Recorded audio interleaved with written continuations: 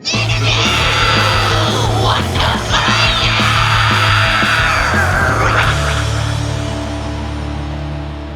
this is Francesco from Light the Torch, and you're listening to Interview Under Fire.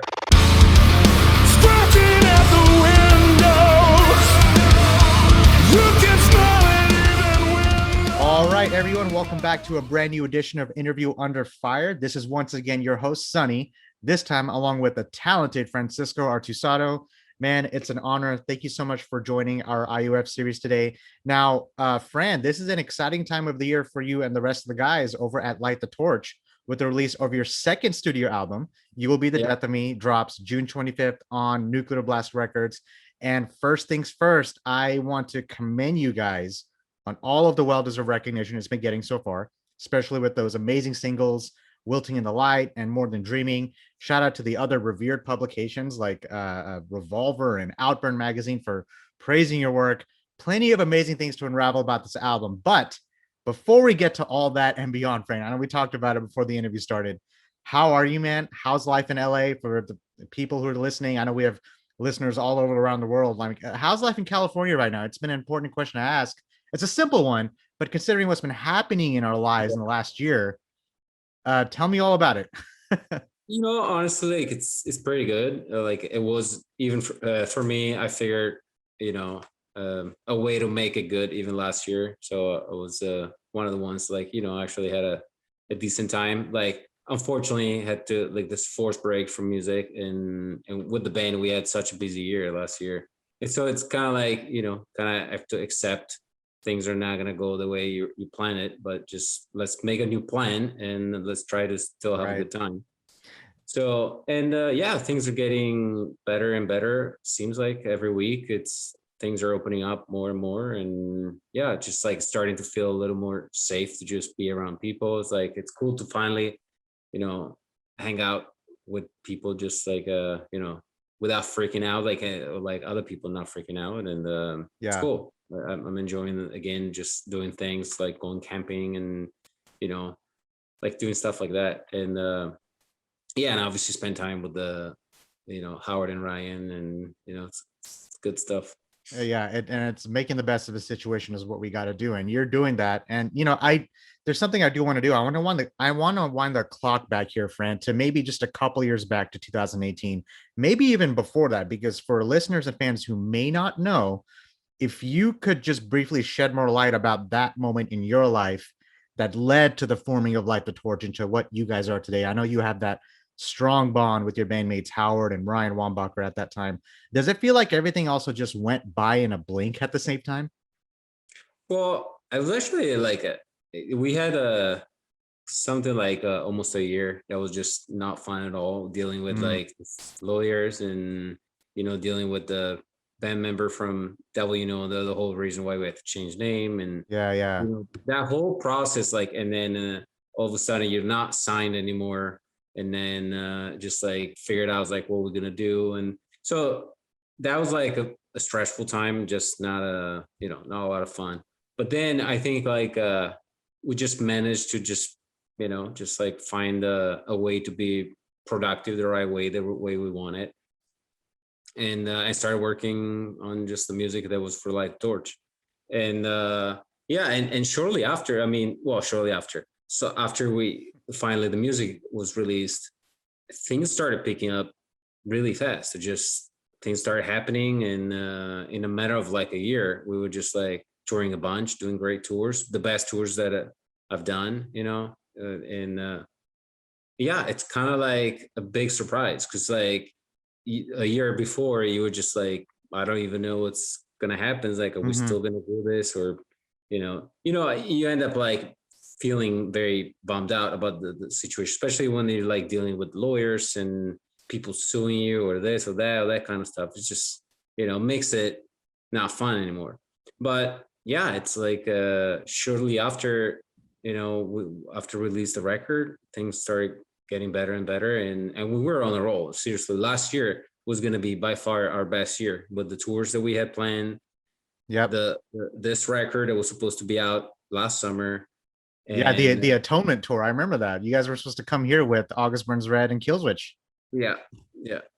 And yeah, I think 3 shows into the tour, that's when we all had to fly home. Yeah, and And yeah, and so it's like, yeah, it got really weird.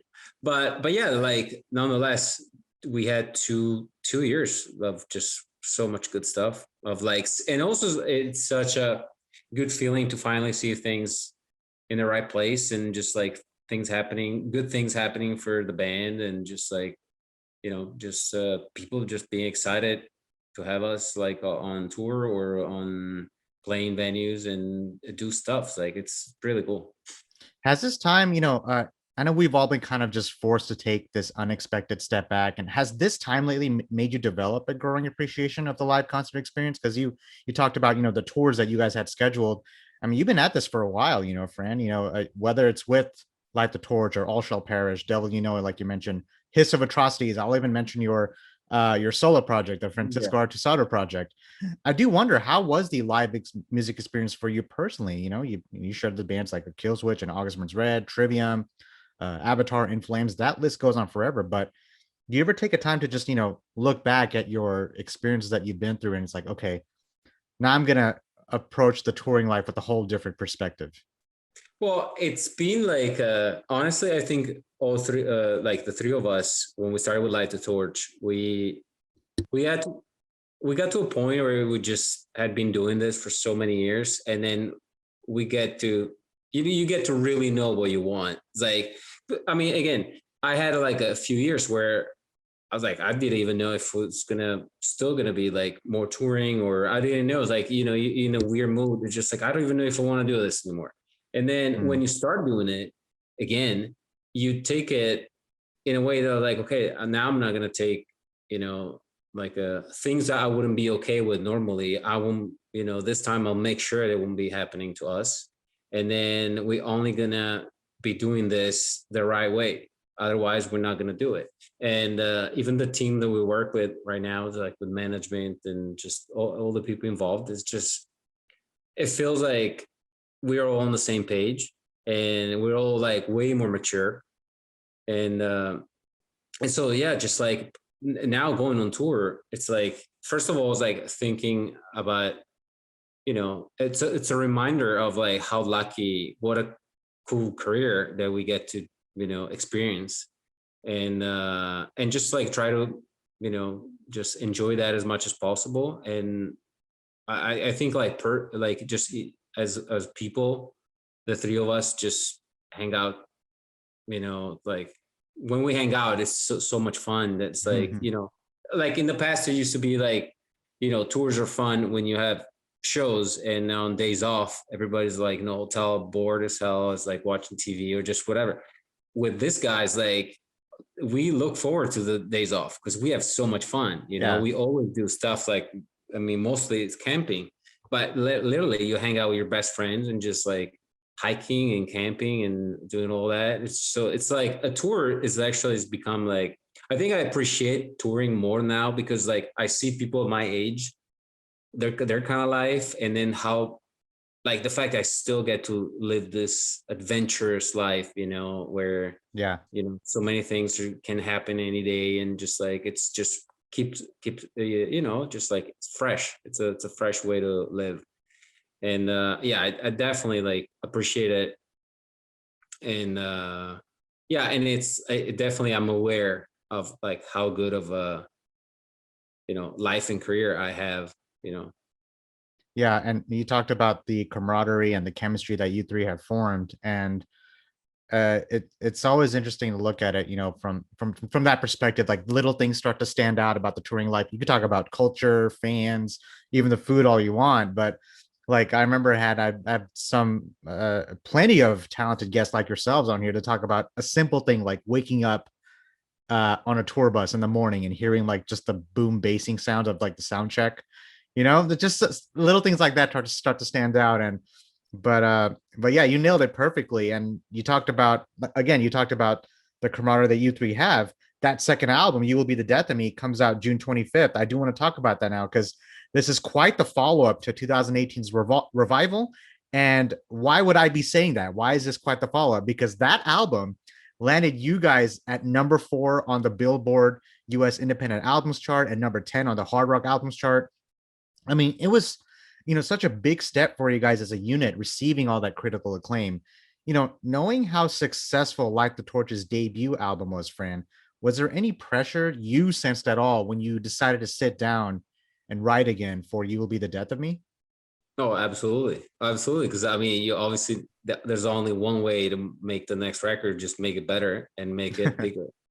So it's Yeah. like you do feel that pressure. So I definitely I took it in a way where I just just spend even more time, writing and going over everything a million times. And, before the studio, during pre-production, in the studio, just like obsessively, you know, just, just make sure that everything is in the right place, And so but I think overall, I'm just, even the fact is like I said, is like we finished the record basically a year ago, Right. more than a year ago. And it's kind of rare for, I mean, even musicians, other musicians I talk to, it's kind of rare to still like what you did a year ago still as much as we do now. So I think it's probably a good sign, the fact that I'm still very, very, very happy with this record. And I think it is by far our best work. Yeah, and you said it yourself. I'm going to quote you here. You said every second on this record was thought out. And if I may, Fran, from start to finish, I mean, riff after riff, there were soaring vocals and guitar melodies and memorable anthems. I mean, there were massive hooks and drum patterns that kept repeating in my head after I got sent the album. I really saw that growth and musicality and the chemistry within your band lineup, from songs like More Than Dreaming to End of the World to Living with the Ghost to Something Deep Inside to that cover of the 1987 Terrence Trent D'Arby classic, Sign Your Name. Walk me through this. How much did things change from when you first started composing on this album to where you ended up finishing it? Was there already a specific sound you guys knew you had in mind with You Will Be the Death of Me? Well, yeah. So usually when I start writing for the next thing, whatever it is, whatever it becomes, like I just plan it. So at first I just write whatever it's in my head, whatever I've been humming on my phone, and just a bunch of ideas. And it could be usually song 1, song 2, like demo 1, demo 2 for the next record. Sometimes we end up, not using it because they're just experiments. But in this case, actually, the first demo was Living with the Ghost, and Oh, wow. so obviously at that point, it's I want to write a heavy one, and then I think the next song was it's one of the more mellow on the record, and that was that's Come Back to the Quicksand. That's the second song that I wrote. So it that to show how I tried to kind of basically touch the two extremes in a way, kind of and start seeing how it goes after. And yeah, try to write a bunch of songs, 15, 20 songs, something like that, just at least be prepared for when we start with pre-production, because when we start with pre-production, that's when really everybody gets more familiar with the songs. I mean, obviously Howard and Ryan are very familiar with the songs. I keep sending them revisions and all that for in this case, for about a year, I kept sending them songs. So Yeah. and, yeah, when we start with pre-production is when we kind of focus, especially if Howard usually, he writes a bunch of lyrics, and then in this case, just he was the ones I kind of want to work on this one, this one, this one, and then so we did. And then after pre-production, what I like to have is a few months off basically from the studio where I can really use what we got from pre-production and think okay, now I'm gonna either change other certain songs to make it more cohesive with the sound that it's starting to take shape in the studio.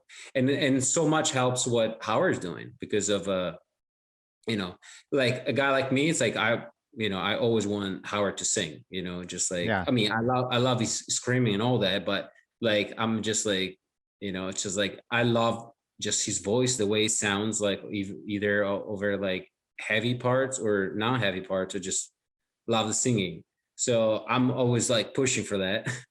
but obviously he's got like, you know, the things that he also wants to do. He wants to try, and then every record becomes a challenge for him too, because it's like he wants to do better things and harder things, or just like get, you know, become better.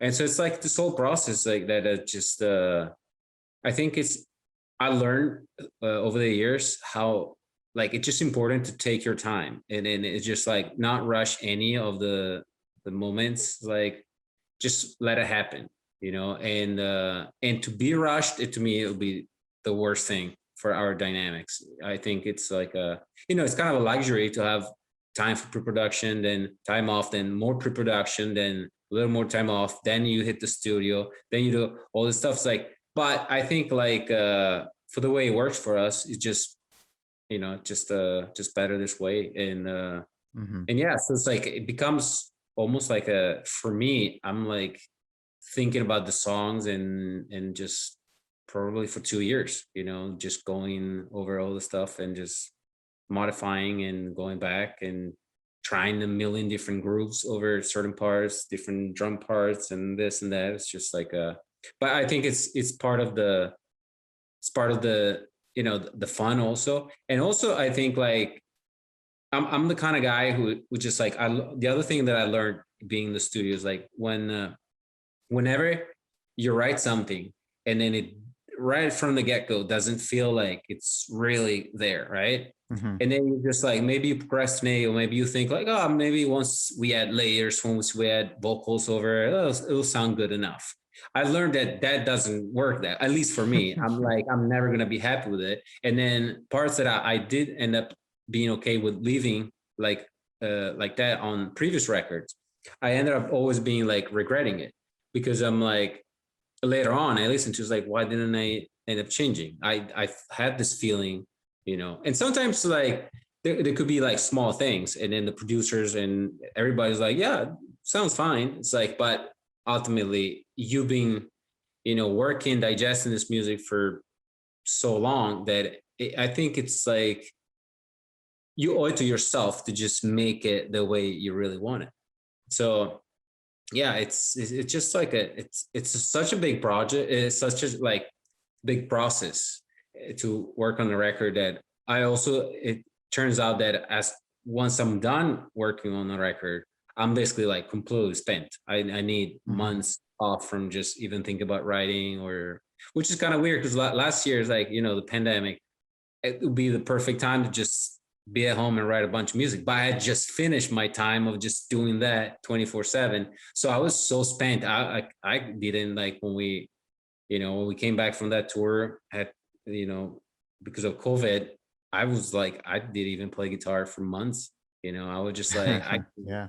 think of just writing something right now, or, you know. Yeah, you talked about the production, because I also heard that natural evolution to your sound. It sounded so clean and so polished and powerful. And I mean, I heard everything on this record. I'm kind of an audiophile these days. I'm very picky on how I want my songs to sound, the way I want to sound them. And this was recorded at Sparrow Sound in Glendale, California. Is that correct? Yeah. And you also brought in the likes of, you know, Josh Gilbert and Joseph McQueen, and people who don't know, they're known for the work with A Bullet for My Valentine, As I Lay Dying, Suicide Silence. Talk about those two guys. And, you know, I'm sure there was a sense of comfortability in the studio for you, Fran. I know you talk about getting the stresses out, like when you're writing, and you're done. It's like, I just want to chill. You know, I'm sure there was a sense of comfortability in the studio for you, Fran, knowing that they were working on this record with you, right? Well, yeah, but I mean, I'm basically, I'm thinking about, I think about the music and everything till like we literally call it, okay, we're done with the record's mastered. So even the whole process with producers, I'm like, not because I don't, you know, in this case, these are the two people that I trust. And in fact, we work on, this is the second record we do with them. And it's because I really enjoyed working. We all enjoyed working with them on the first record, the first Light the Torch record, and so we decided to do it again. And also, like, it's so comfortable. It's also like 15 minutes from my house. So I mean, and it's not a small thing, because like part of like how we are in the studio, it's also how much we're enjoying the whole experience. Like if somebody would tell you, like, you got to be in traffic for 2 hours or get to a studio, or you're gonna be like in a hotel every night or something. It's like now you come for your home or whatever, and then you still gotta be productive in the studio and feel a certain way. It's like it can be hard, at least for people like me. I know for Howard, it's to be like very chill. So the both Josh and Joe, they're like very chill. Like they totally fit our vibe, which is like, you know, a very relaxed vibe in the studio. And also we're not talking about producer with like a big ego. They're trying to, you know, change your songs or change Of like course. I felt like with the first record, it's a, you know, it was such a good experience because again, I noticed how much like they work on the songs that you brought. They're not trying to make the songs their style or their, you know, and that's a big thing for producers. Like to me, like the producer I want to work with, because you know nowadays you always hear the stories of people going with the producer where they just show up with some riffs and it's like, hey producer, write me an album, right? And that to me that's kind of insane. I'm never going to be able to do that. But you want to work with a producer who's got also understands your vision, right? And then I think like both of them also, the fact that they were a fan of Howard, like they've been a fan of Howard and they follow Howard's, you know, career for many years, so they know exactly what Howard is capable of.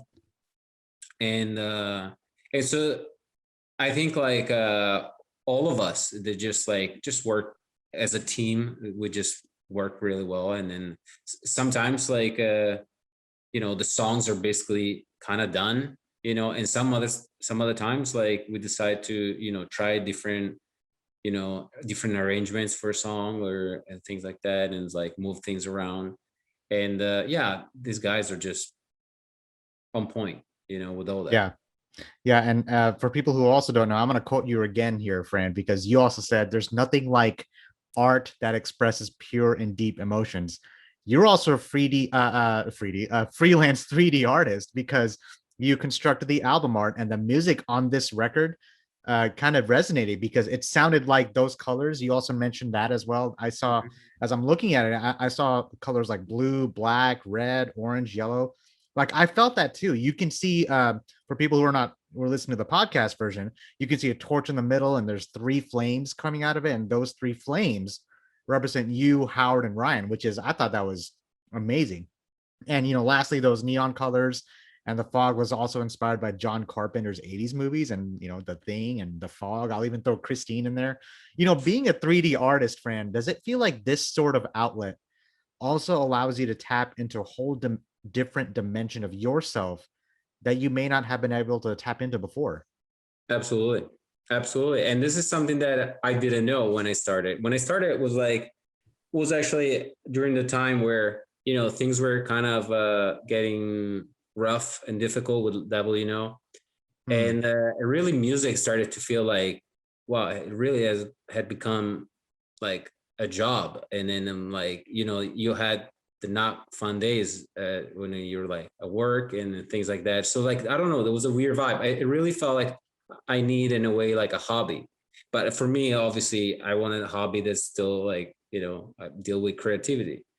And the fact that also like just like visual arts and artwork and stuff like that. It's something that I always liked a lot, like looked at, you know, books, magazines, the internet. It's like always like looked for it, but I never thought it was like, okay, I could possibly think of learning that, right? I'm doing music. It's one, you know, one thing that is like already enough to just. Everyone is listening. You hear him saying this, but he also did Fear Factory's cover as well. So I'm just saying that your talent is extraordinary. Anyway, I just want to throw that out there. So go ahead. Yeah. No, but so like basically this is like probably like 5 years ago. That's when I kind of started with this Yeah. stuff. And it started from like nothing, just also because like I wanted to explore the like all the digital artwork and 3D and just like, you know, just looking at things where you're like, I can't, like this is too fascinating. I want to kind of learn. And since then I noticed how much it made me develop and evolve as a musician also, because like now there's like, first of all, it's like you realize how much like different forms of just art are similar. And I actually heard from one of my favorite concept artists. He was actually talking about how for him music was a hobby, and then he was saying like how writing a song is basically like working on a concept art, you Hmm. know, where you're like developing all this concepts, all this, like you create the story in your head and then you present it with one image, right? And then and there's literally the steps like with dealing with the composition and dealing with all these things. They're basically the same concepts. And so much I'm like, you know, it's like I it's like to me it's like a day working on music not necessarily needs to be playing guitar or recording a song. It's like, you know, I can go hike, you know, and then that could be like working on music because I'm getting inspired by just being around certain things and paying attention to certain things, right? Or going to the museum or, you know, looking at images and, you know, this kind of stuff. So I think like I was able to just like develop, I think, I don't know, a deeper uh, way to look. Connection. Okay. Yeah, for sure. And so and the fact that now it's like to me when I'm doing a music, I know already that I'm gonna be thinking about like the visuals and how the visuals are part of the whole thing, right? So like from the like, you know, the designs of, you know, seeing on merchandise or seeing like even the look of our photos, you know, I'm like involved with the all that aspect because to me it is part of this whole package, right? This Mhm. whole artistic package that has got music and it's got visuals.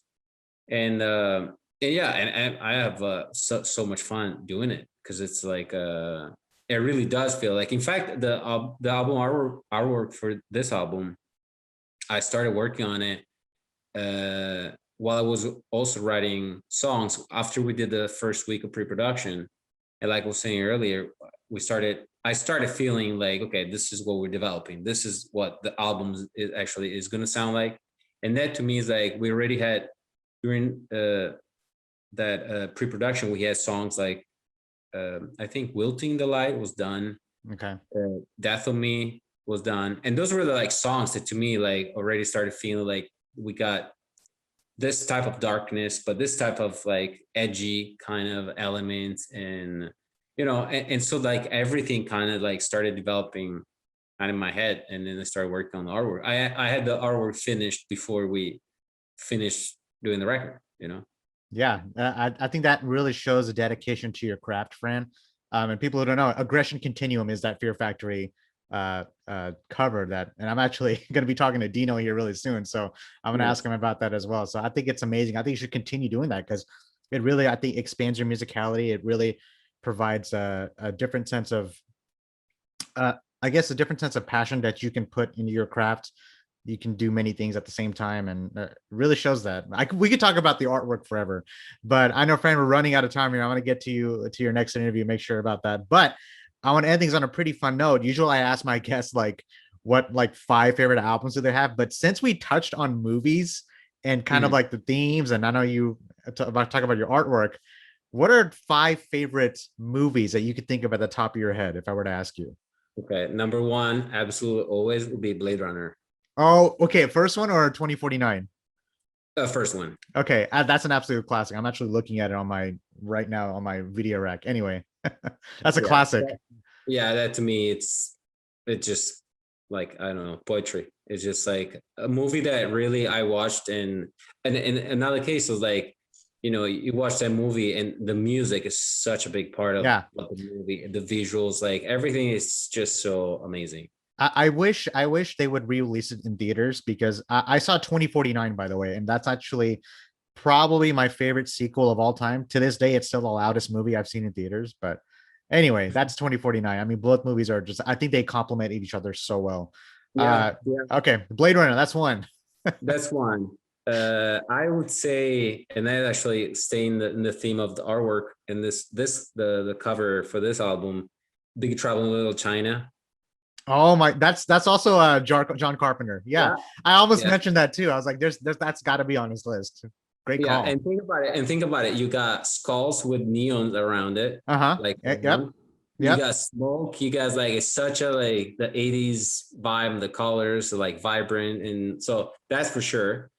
I'm gonna go Um, back and revisit those movies, like just the themes of it to see the comparisons between the two.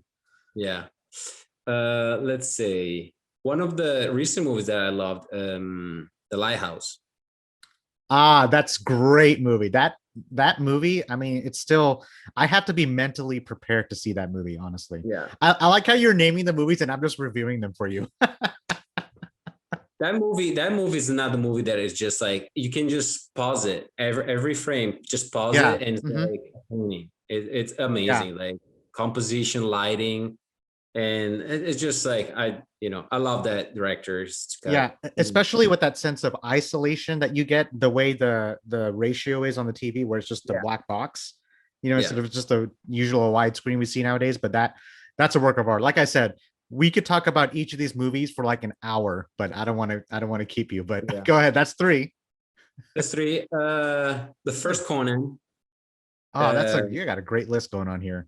Granted that I watched it like being born and raised in Italy. I watched Hmm. it in Italian. In Italy, we have movies overdubbed. So Okay.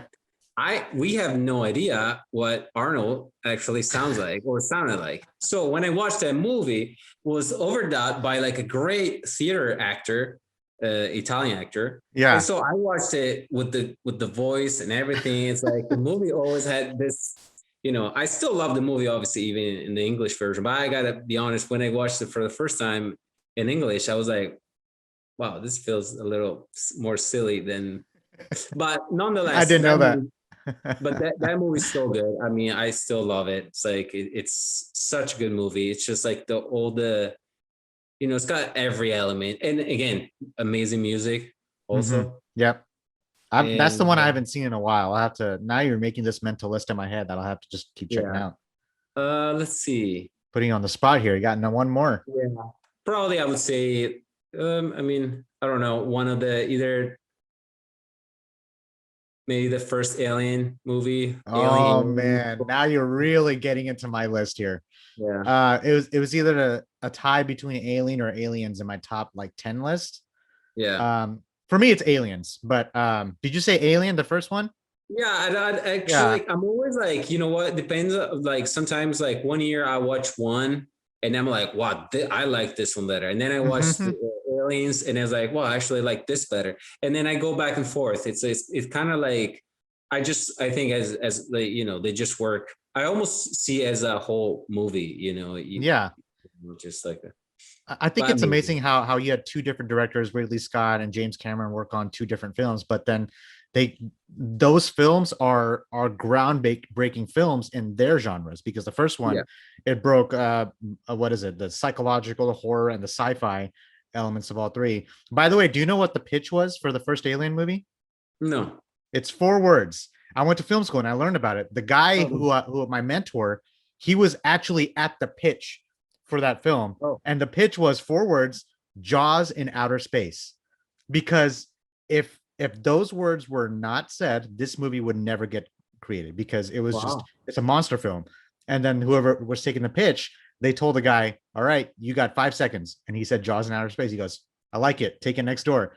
Bam, and that's how we got to Alien. Anyway, fun fact for anyone who doesn't know, you don't know, that's pretty awesome. yeah, that's awesome. I Yeah, mean, now it if you makes think sense. about it, that's exactly what that is. If you think about it, Yeah, absolutely, absolutely. we could talk about that forever. Anyway, Fran, this has been such an honor. Do you have any, last words, just any shout outs, anything you'd like to plug in or mention as far as Light the Torch and You Will Be the Death of Me before we finish things off here? Maybe a new music video. I don't know what you can and cannot say, live streaming. Yeah, we'll definitely have new stuff out soon. Obviously, with the release, being so soon, a little more than a month. But yeah, we'll have more songs out, and yeah, overall, I'm just kind of like blown away by how like the response in general, like how things are going. It's like we're currently on the top 40 active rock with the single wilting the light, Yeah. and it's amazing. It's like having songs on the radio and stuff like that is seriously, it's it's a great beginning of like this releasing the album process. And so just thank you to everybody who's like really digging the stuff and listening to it. It's making us feel great. No, it's I mean, I wouldn't be here today without the music you guys put out. So much appreciation to everything you guys have done throughout your career. I mean, there's that sense of fulfillment that you get knowing that what you just said, you're on that top 20, top 40 list, whatever list it is. Like it's a nice position to be at, knowing that there's a light at the end of the tunnel here in the States as far as the pandemic is concerned. But yeah, everyone who's listening, if you can, buy the record. I mean, I know it's an easier said than done process, but it's a very simple request, but I still buy records that's sitting in the corner of my room because the bands can't do it without your help. So buy the record. That's what I asked. That's my proposal out there. Fran, from The Light the Torch, You Will Be the Death to Me, comes out June 25th on Nuclear Blast. This has been an honor, man. Let's stay in touch. I'm sure we'll see each other again at Gas Monkey. Yeah, hopefully I'll see you here in the States soon with the, if not before the Atonement Tour, I'll see you at the Atonement Tour with August Burns Red and Killswitch. So you stay safe out there in Cali, man. This has been an honor, and I'll talk to you next time. Awesome. You too. Take care. All right. Thanks, take care. Scratching at the windows, you can smell it even when the wind blows. The feeling never burns away, and no one's gonna hear you pray. You can pretend. Hey guys, thanks for listening to Interview Under Fire podcast. If you guys liked what you heard, please subscribe and share our channel. And please leave a 5-star review, as that helps us tremendously. If you'd like to check out more, visit www.interviewunderfire.com or our social media channels on Facebook, Instagram, and YouTube. And finally, we want to thank you all for the support you've been giving us. Keep it burning.